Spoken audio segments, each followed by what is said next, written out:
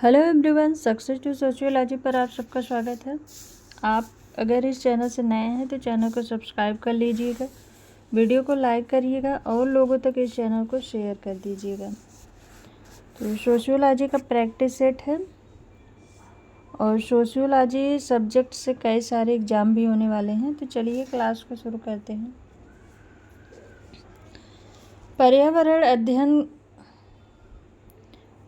अध्ययन का उद्देश्य का विकास करना है। स्थानीय पर्यावरण के मुद्दों को समझना, वैश्विक पर्यावरण के मुद्दों को समझना, पर्यावरण के प्रति सकारात्मक दृष्टिकोण विकसित करना, इनमें से सभी।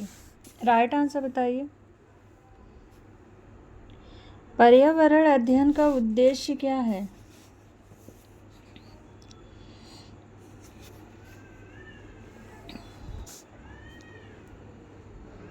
इसमें राइट आंसर है ऑप्शन 4, इनमें से सभी।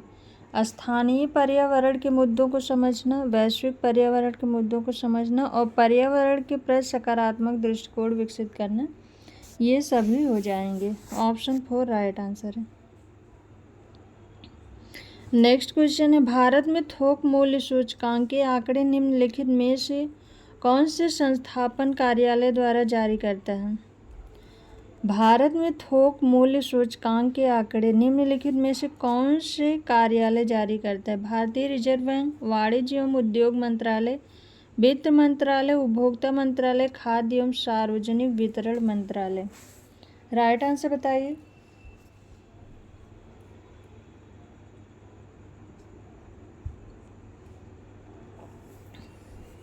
भारत में थोक मूल्य सूचकांक के आंकड़े कौन सी संस्था जारी करती है? राइट आंसर है इसमें ऑप्शन सेकंड, वाणिज्य एवं उद्योग मंत्रालय। ऑप्शन सेकंड राइट आंसर है। नेक्स्ट क्वेश्चन है, हिंदू विवाह अधिनियम के अनुसार विवाह को कहा जाता है? एक संविदा, एक संस्कार, एक समझौता, इनमें से कोई भी नहीं। राइट आंसर बताइए। हिंदू विवाह अधिनियम के अनुसार विवाह को कहा जाता है। राइट आंसर क्या होगा?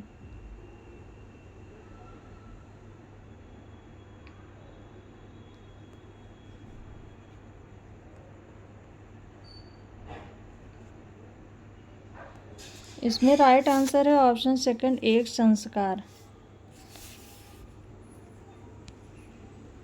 नेक्स्ट क्वेश्चन है, हिंदू विवाह अधिनियम की किस धारा के तहत निषिद्ध संबंधों की डिग्री शामिल है? धारा 3E, धारा 3F, धारा 3D, धारा 3G।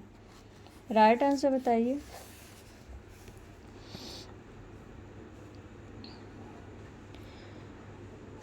हिंदू विवाह अधिनियम की किस धारा के तहत निषिद्ध संबंधों की डिग्री शामिल है?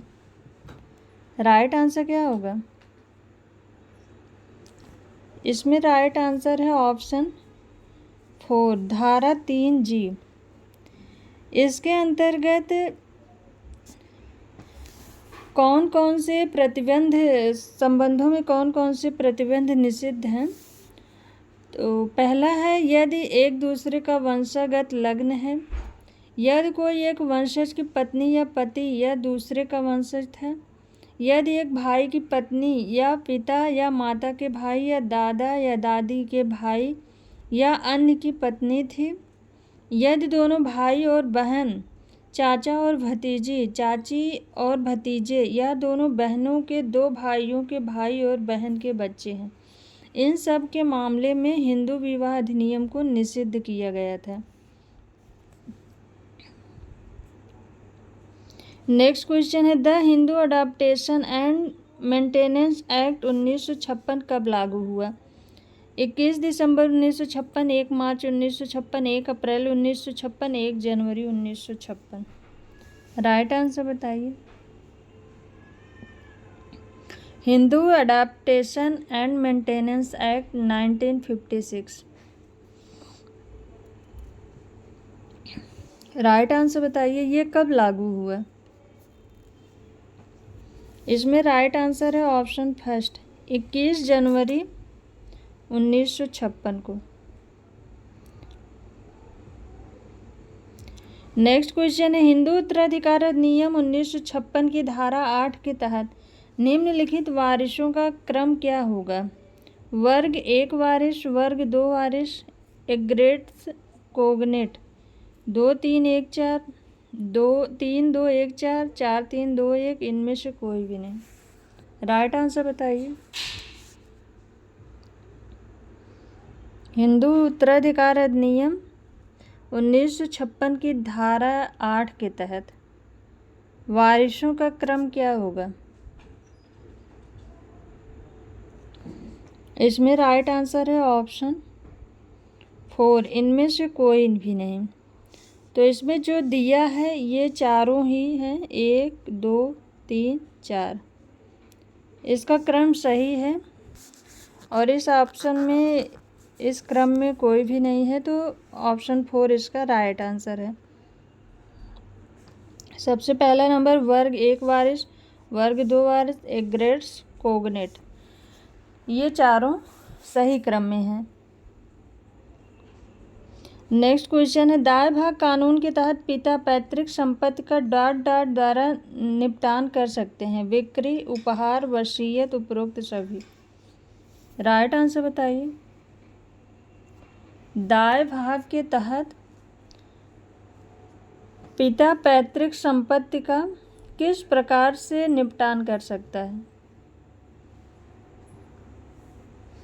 राइट आंसर है इसमें ऑप्शन 4, उपरोक्त सभी। इन तीनों के तहत वो अपनी वसीयत को जो है बिक्री, उपहार और वसीयत, इन तीनों के तहत उसे पूर्ण अधिकार है अपनी संपत्ति का निपटान करने का। नेक्स्ट क्वेश्चन है, कृपाल सिंह शेखावत को निम्न में से किस कला का जनक कहा जाता है? कागज के बर्तन, नीले मिट्टी के बर्तन, काले मिट्टी के बर्तन, लाल मिट्टी के बर्तन। राइट आंसर बताइए।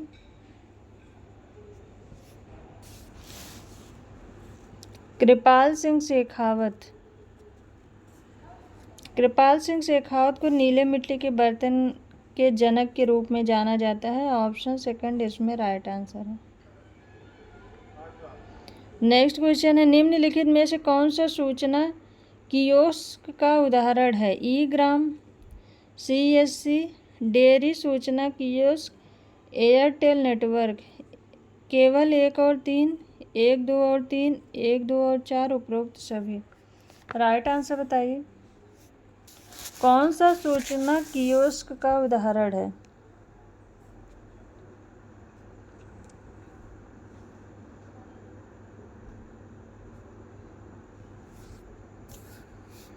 राइट आंसर है इसमें CSC, डेयरी सूचना कियोस्क, एयरटेल नेटवर्क, 2 3 4, ऑप्शन 3 इसमें राइट आंसर है।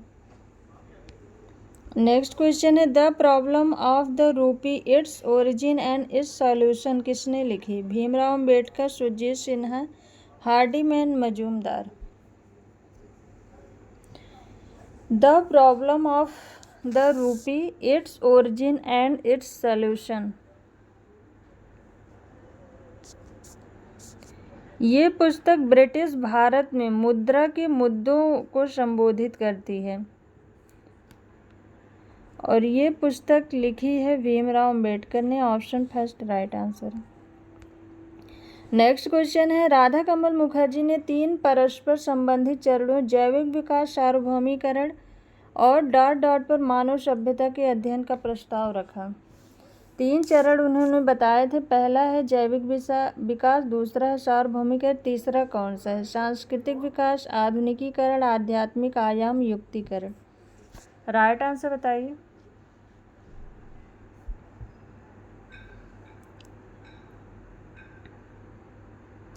मानव सभ्यता से संबंधित उन्होंने 3 चरण बताए राधा कमल मुखर्जी ने। तो 2 हैं, पहला है जैविक विकास, दूसरा है सार्वभौमिकरण, तीसरा कौन सा है? राइट आंसर बताइए। राइट आंसर इसमें ऑप्शन 3 आध्यात्मिक आयाम। नेक्स्ट क्वेश्चन है, सुमेलित कीजिए। रनवे वर्ड, मर्टन, सेरेंडिपिटी, फूको, संस्कृतकरण और पश्चिमीकरण गिडिंग्स, पुरातत्व श्रीनिवास। 1 2 4 3 3 2 4 1 3 1 4 2 4 3 1 2। राइट आंसर बताइए क्या होगा।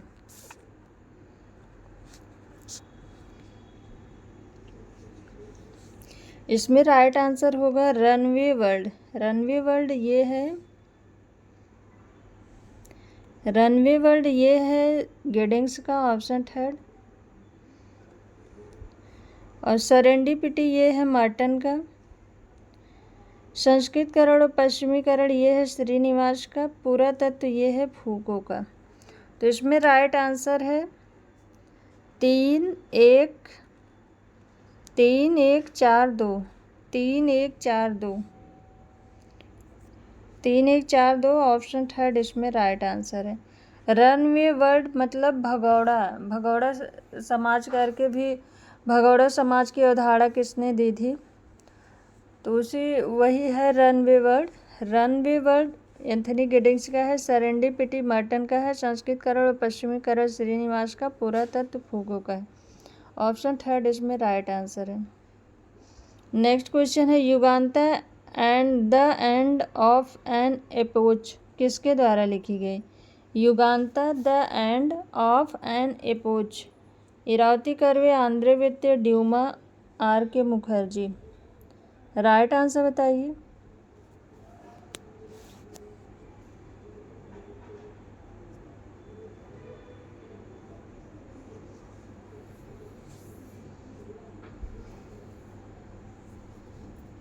ये पुस्तक इरावती कर्वे ने मराठी भाषा में लिखी थी और इसका अनुवाद डब्ल्यू नॉर्मन ब्राउन ने अंग्रेजी में किया था। इरावती कर्वे ने मराठी में लिखी थी और डब्ल्यू नॉर्मन ब्राउन ने इसका अंग्रेजी में अनुवाद किया था। और इस पुस्तक में इरावती कर्वे ने महाभारत के आलोचनात्मक पहलुओं पर महाभारत की आलोचना की है इस पुस्तक के अंतर्गत इरावती कर्वे ने। नेक्स्ट क्वेश्चन है सामाजिक अनुसंधान में जनसंख्या जनगणना डॉट डॉट से संबंधित हो सकती है। वर्णनात्मक शोध, व्याख्यात्मक शोध, निदानात्मक शोध, अन्वेषणात्मक शोध। राइट आंसर बताइए। सामाजिक अनुसंधान में जनगणना जनसंख्या जनगणना किससे संबंधित हो सकती है।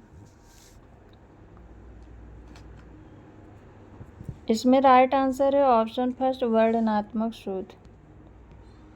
नेक्स्ट क्वेश्चन है सर्वेक्षण, साक्षात्कार या प्रयोग जैसी विधियों का उपयोग करके एकत्र किए गए डाटा को कहा जाता है। प्राथमिक डेटा, द्वितीयक डेटा, तृतीयक डेटा, इनमें से कोई भी नहीं।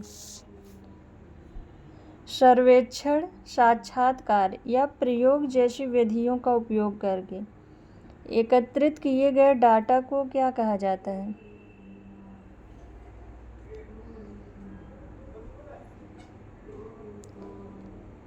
सर्वेक्षण, स्रोत, साक्षात्कार और प्रयोग ये सभी प्रत्यक्ष स्रोतों से इनमें प्रत्यक्ष स्रोतों के द्वारा डेटा एकत्र किया जाता है। तो ये प्राथमिक डेटा है। ऑप्शन फर्स्ट राइट आंसर है। नेक्स्ट क्वेश्चन है एक स्थापित शोध पत्र से निपटने के लिए एक व्यवस्थित और तार्किक योजना को परिभाषित करने वाले अनुसंधान को करने में उपयोग की जाने वाली समग्र रणनीति को कहा जाता है। डेटा व्याख्या, डेटा संग्रहण, अनुसंधान डिजाइन, तालिकाएं और आंकड़े। राइट आंसर बताइए।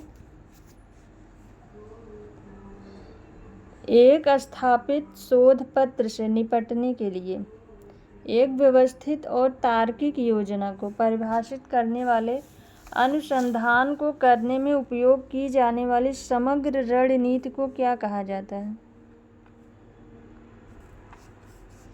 राइट आंसर है इसमें ऑप्शन थर्ड अनुसंधान डिजाइन।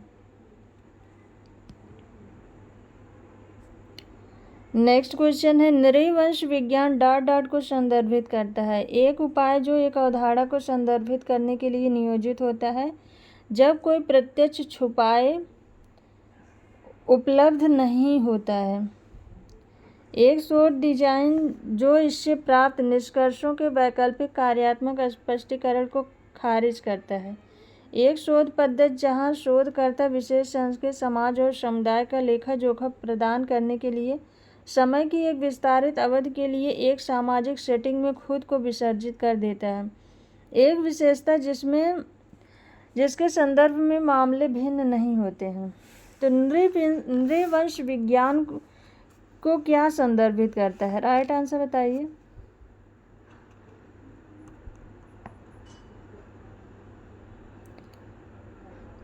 नृवंश विज्ञान अनुसंधान शोधों की रिपोर्टिंग में व्यक्तिगत और प्रासंगिक संदर्भों की अनुमति से है। इसमें राइट आंसर है ऑप्शन थर्ड।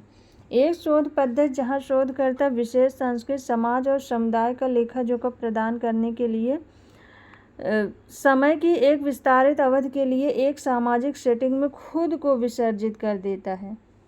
यह है नृवंश विज्ञान।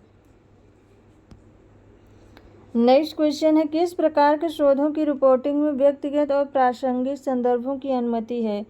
प्रायोगिक अनुसंधान, ऐतिहासिक अनुसंधान, नृवंश विज्ञान अनुसंधान, सर्वेक्षण आधारित अनुसंधान। राइट आंसर बताइए।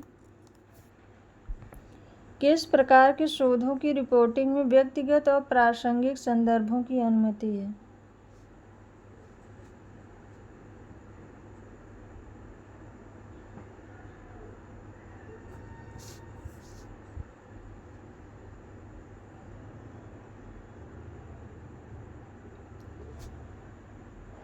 राइट आंसर क्या होगा? राइट आंसर है इसमें ऑप्शन सेकंड, ऐतिहासिक अनुसंधान। नेक्स्ट क्वेश्चन है, भारत में नियोजित अर्थव्यवस्था का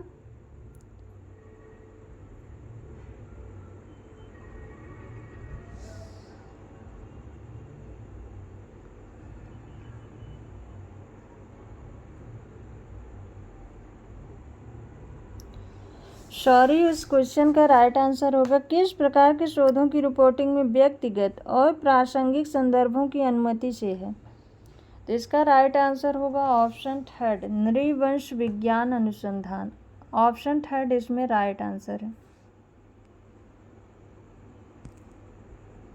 नेक्स्ट क्वेश्चन है, भारत में नियोजित अर्थव्यवस्था पर आधारित है गांधीवादी व्यवस्था, समाजवादी व्यवस्था, पूंजीवादी व्यवस्था, मिश्रित अर्थव्यवस्था प्रणाली। राइट आंसर बताइए। भारत में नियोजित अर्थव्यवस्था पर आधारित है। नियोजित अर्थव्यवस्था पर समाजवादी व्यवस्था आधारित है। ऑप्शन सेकंड राइट आंसर है। नेक्स्ट क्वेश्चन है, मध्य भारत में रहने वाली जनजातीय जनसंख्या का प्रतिशत कितना है? 75%, 85%, 95%, 90%। राइट आंसर बताइए। मध्य भारत में रहने वाली जनजातीय जनसंख्या का प्रतिशत कितना है? राइट आंसर है इसमें ऑप्शन सेकंड, 85%। नेक्स्ट क्वेश्चन है, राज्य की जनसंख्या के अनुसार निम्नलिखित में से किस क्षेत्र में जनजातीय जनसंख्या की संख्या अधिक है? उत्तर पूर्व, उत्तर पश्चिम, दक्षिण पूर्व, दक्षिण पश्चिम। राइट आंसर बताइए।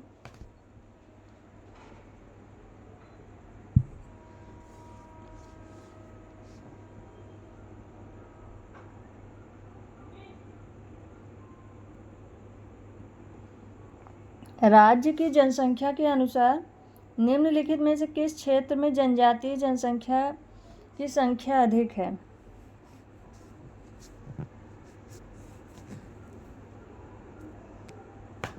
राइट आंसर है इसमें ऑप्शन फर्स्ट, उत्तर पूर्व। उत्तर पूर्व में राज्य की जनसंख्या के अनुसार उत्तर पूर्व में जनजातीय जनसंख्या की संख्या अधिक है। नेक्स्ट क्वेश्चन है, भाषा की दृष्टि से जनजातियों को कितने वर्गों में बांटा गया है? 1, 2, 3, 4। राइट आंसर बताइए। भाषा के आधार पर जनजातियों को कितनी श्रेणियों में बांटा गया है? राइट आंसर है इसमें ऑप्शन 4। पहला है इंडो आर्यन, दूसरा है द्रविड़ियन, तीसरा है आस्ट्रिक और चौथा है Tibbati Burman. Indo Aryan, Dravidian, Austric और तिब्बती बर्मन। नेक्स्ट क्वेश्चन है, जनजातियों को उनकी भौतिक दृष्टि से इसके पहले वाले क्वेश्चन में था भाषा के आधार पर। इस क्वेश्चन में भौतिक दृष्टि से कितने भागों में बांटा गया है? 1, 3, 5, 7। राइट आंसर बताइए।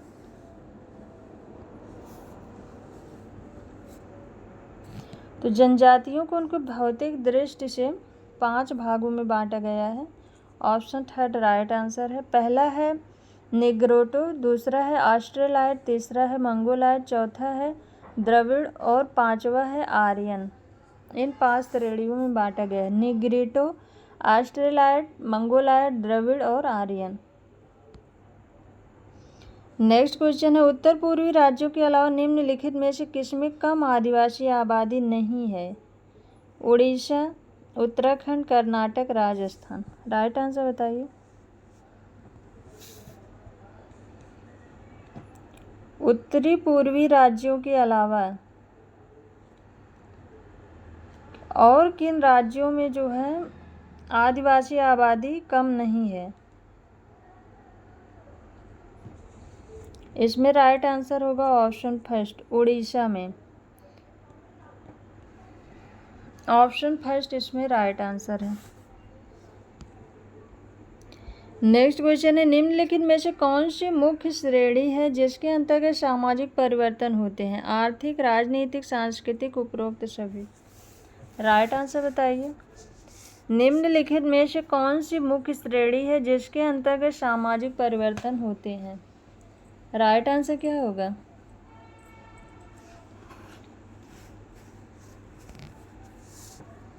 राइट आंसर है इसमें ऑप्शन 4, आर्थिक, राजनीतिक, सांस्कृतिक, इन सभी के माध्यम से सामाजिक परिवर्तन होते हैं। ऑप्शन 4 राइट आंसर है।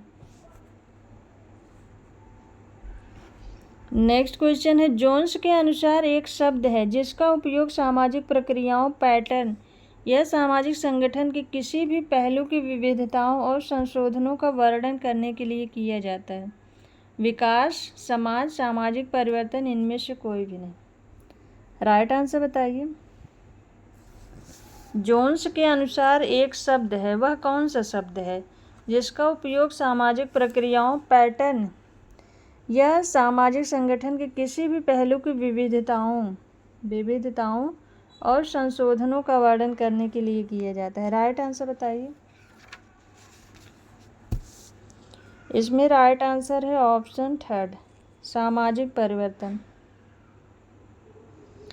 जोन्स के अनुसार सामाजिक परिवर्तन का उपयोग करके सामाजिक प्रक्रियाओं, पैटर्न या सामाजिक संगठन के किसी भी पहलू की विविधताओं और संशोधनों का वर्णन किया जाता है। नेक्स्ट क्वेश्चन है एपिको आंदोलन किस भारतीय राज्य में हुआ था? उत्तराखंड, कर्नाटक, केरल, बिहार। एपिको आंदोलन ये कहाँ पर हुआ था?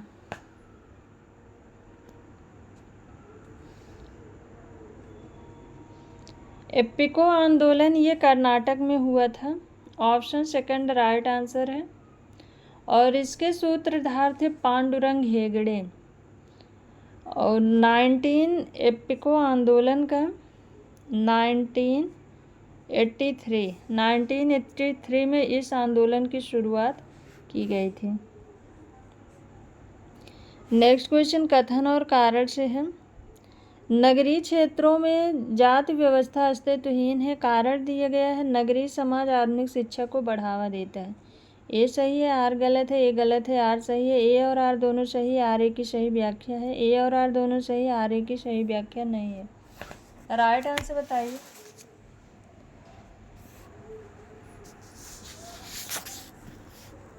राइट आंसर क्या होगा? इसमें राइट आंसर है नगरीय क्षेत्रों में जाति व्यवस्था अस्तित्वहीन है।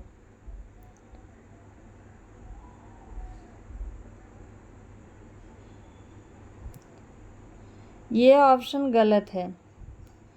ऐसा बिल्कुल भी नहीं है कि नगरीय क्षेत्रों में जाति व्यवस्था न, वहाँ पर भी जाति व्यवस्था विद्यमान है, कम मात्रा में है लेकिन अभी भी है। नगरीय क्षेत्रों में भी नगरीय समाज आधुनिक शिक्षा को बढ़ावा देता है, ये सही है।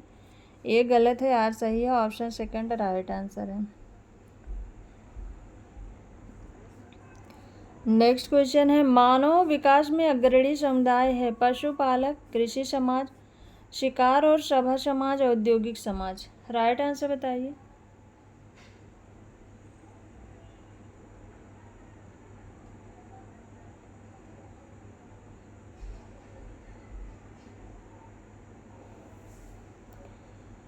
मानव विकास में अग्रणी समुदाय कौन सा है? तो सबसे पहला समुदाय ये आया था शिकार और शिकारी समाज सबसे पहले आया था। तो इसका राइट आंसर है ऑप्शन है शिकार या सभा समाज। ऑप्शन थर्ड इसमें राइट आंसर है।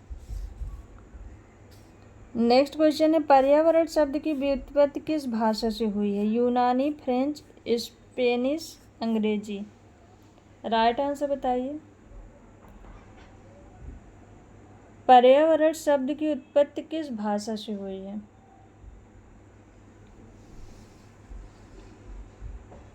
पर्यावरण शब्द की उत्पत्ति फ्रेंच भाषा से हुई है। ऑप्शन सेकंड राइट आंसर है। तो आज की ये क्लास यहीं तक। आई होप आप सबको ये क्लास पसंद आए। क्लास पसंद आए तो वीडियो को लाइक करिएगा, चैनल को सब्सक्राइब करिए और लोगों तक इस चैनल को शेयर कर दीजिएगा। Thank you.